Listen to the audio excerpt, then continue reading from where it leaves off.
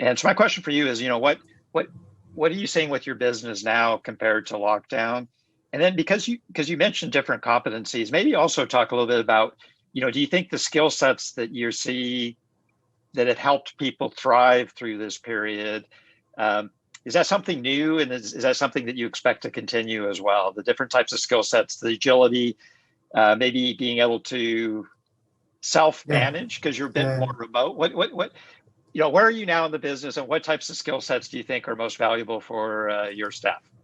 first thing that is obvious for everyone. So we're in a period of more digitization of everything. So it does accelerate tremendously the move. So for sure, we change the way they are working, because we want some guys more focusing on knowing about the e-commerce, knowing about the social media or the digital tools that we have, because this is where we are today, because most of the people working from home or remotely, or team A, team B, this kind of approach.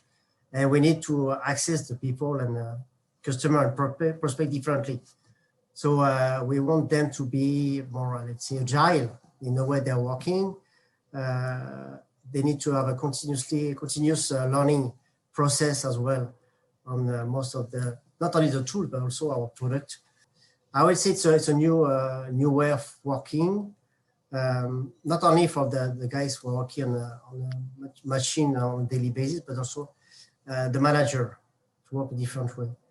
And I think also the human part, as we mentioned, is still even more important than probably before.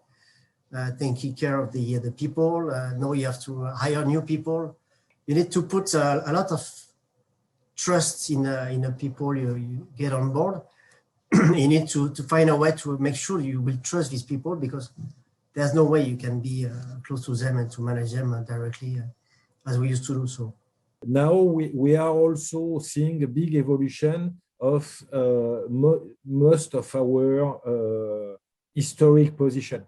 So for example, in HR position, which is a position that exists for the longest time, now we are having some solution engineer and system engineer to manage the system and to make the system evolve, link it with other part of our business, because we don't want to have just a HR cluster, but we need to integrate the HR in the whole ecosystem. So in all positions, we're seeing a transformation. We are seeing also a big evolution on our logistic operation. So in our logistic operation, is very classic. The logistic is going from people handling pallets, but now we're also managing multi-million dollars investment in terms of automation that we have to maintain, develop, and optimize as well. So we have more and more hiring on those fields of automation, artificial intelligence, blockchain, data lake, etc., is a whole transformation of the company. And this transformation is going with the transformation of the profile we are looking for. What areas of growth are you seeing in your business or beyond your business? And what opportunities do you think are worth pursuing maybe over the next 1 to 2 years as well?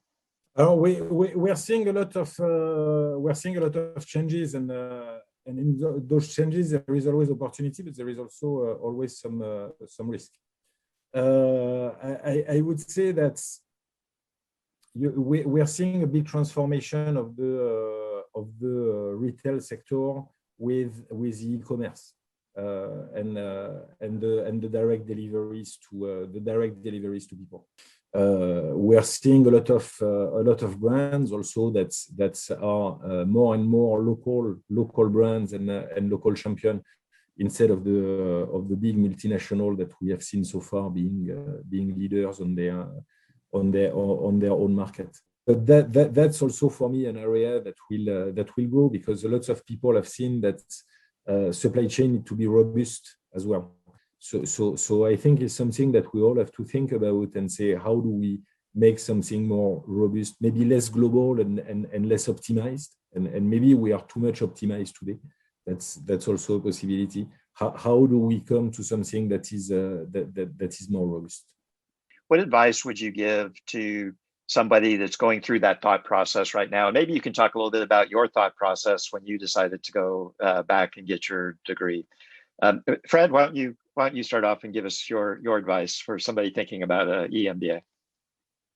We are entering in a situation today where on the job market, we're not going to have to compete only with our countrymen, but we're going to have to compete with the world. So for me, education, self-improvement and continuous education is paramount to be able to develop our career. We are seeing the skill set needed today. 20 years ago, nobody had to speak in public, nobody had to speak with the media, nobody has to manage cyber attack, nobody has to focus on the communities and the CSR, etc., etc., etc. So our job, and I think all the jobs are getting more and more complex. And in order to be able to attend to those jobs, we need more and more and more skill sets. So I would encourage everybody to carry on with a continuous education. We need to upskill ourselves. I would say during the course of maybe an MBA or EMBA, but even after that, we still continue to learn by ourselves as much as we can, because first you have to be curious for sure, and then you need to have the right mindset to be able to continue and to progress, along your career. So. Was there an area of development that you were looking for, or that you think you got during the program that's helping you today? What I really enjoy with the program is that it helped first to give me the latest technique and trends on those all those business pillars, and it also helped to reorganize in my to put it on the right sequence in my mind, actually. Where more or less I knew or I thought I knew most of it, and it really helped me to rebuild a new base, actually, because you know when you're 45 years old, yes, you have 20 years experience in working, but you didn't go to school for the past 20 years, and in the past 20 years the world has evolved. Is as simple as that. So it was very important for me to put a second layer, a second base, as simple as that. So I had my degree when I was much younger, and there I had the EMBA helped me to have a new base and more modern base as well, with all the design thinking, all the startup work, which was very interesting to discover this world, their way of thinking, their issues. It's just. And overall, it's just enriching you on new knowledge. That's most of them. I mean, a vast majority of them either give you a broader view, either you can apply directly into your daily life. For somebody graduating from ESSEC with a postgraduate degree today, I mean, it's extremely dynamic situation. Tons of information. It's easy to apply for jobs. How do you recommend somebody stand out? Like, how do they get themselves noticed today and actually get a job? What's your recommendation? I'm very sad about this situation, because I think it's tough. We did support. I mean, we did quite a few webinars like that with young grads or people entering the job market. When you have this physical contact, you already. I think you have much more chances to be recognized by interacting, by doing something, by interacting with the people directly. When you do that on the Zoom, it's much colder. I would say it's much colder. In today's situation, we are receiving hundreds of applications on LinkedIn, through the normal channel, through email, on a monthly basis. And because of this volume, is very difficult to be managed. Yet there is hope. First of all, there is hope because the company continue to hire fresh grads. So I would say that the market is not frozen today on this part, and this is the positive news. Most of the company are still working on their future. Most of the company thinks that the situation will recover quickly in 21 or 22, but will recover quickly. So are preparing the future. So are hiring young grads. So I encourage everybody to try to be innovative, inventive, find some alternative, reach people. I know it's very difficult to reach people, but try to really engage the people. Sending another email is sometimes I'm not sure is very valuable, but trying to meet people or get a call from somebody or use a third party for that, I think is a way to go today. The important thing is if you have a chance to have a contact with someone, you will only have one chance. So you need to be prepared to that and to have some punchline, on your speech, that to make sure that you get the point strictly and straight away, and you can mark the spirit of the guy. Say, okay, I got this guy on a call. He's quite good on this, so maybe it could be interesting for this job and so on. So don't be shy. Try to reach out. Don't be offended if someone is not replying to you. That's life, It's just keep going, and target the company you want to work for. That's the first step, You need to know what you want to do and for who, which is, the value of the company that fits to you, and that's why you want to join this company, most likely. When you're talking about sustainability earlier, somebody is asking, what are the skills that you associate with sustainability? Are there specific skills, or is it more kind of a frame of mind that you apply to existing skills? So sustainability is everything that is related to mostly to carbon emission. So now our goal is to say, okay, how do we do that better? How can we do it better without most of the time compromising the quality of service or the time to market or the client's requirement? The first approach on ourselves, what we call scope 1 and scope 2, which is what we emit for ourselves. And there we are being very cautious on our electricity. How can we have a sustainable source of electricity? For example, we put solar panel on the rooftop of our building. From there, we have electric vehicle, and those electric vehicles do the deliveries in the city. So implementing a solution like that is reducing the carbon emission. On the scope 3 for our client, what we do is that we do some flow engineering to say, okay, today you're using this kind of supply chain with air freight, with the stock here and there. How can we rethink everything, not only on the efficiency and maybe on the stock level or on the time to market, but on also taking into consideration the carbon emission you can have. So that's very vast skill set that we need, is from energy management to flow engineering to mechanical engineers, but also always focus on this target of reducing the carbon emission. So how difficult is it to plan ahead your business strategy, obviously given the dynamic situation?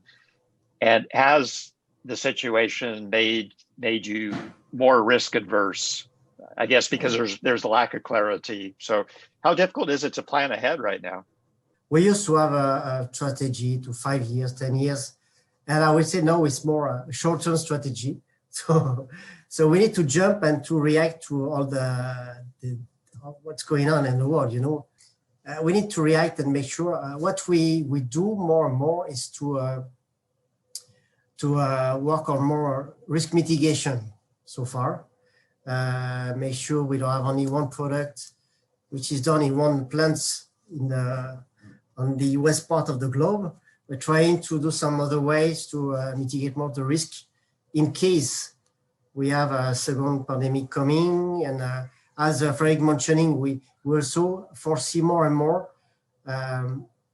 less internalization of our operation, but our focus is more on the region, region for region.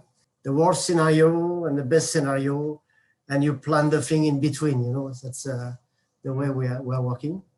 But I would say we need to move on. We cannot stop there and waiting for something getting better. So we need to make sure we have a good mindset, good mood of the employees, a good mood of the stakeholders, good mood of the shareholders, and we're moving in that direction. So, but employees, I think we are very strong focus more and more on the employees for sure.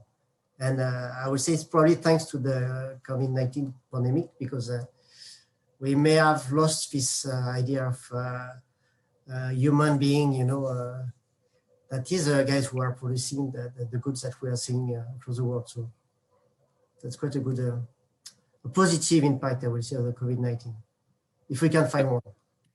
In my former life, I remember doing 5-year plans, and I can't imagine trying to do a 5-year plan right now. So we do 5-year plan every year, We do 5-year plan every year, so it's not really a 5-year plan. So. I think I just wrap up, give both of you a few minutes just to give your final words of advice to our audience. Yeah, as for me, what's really the future here is, and what we can see is the people, and it's the people who's going to make the difference. The skill set are important.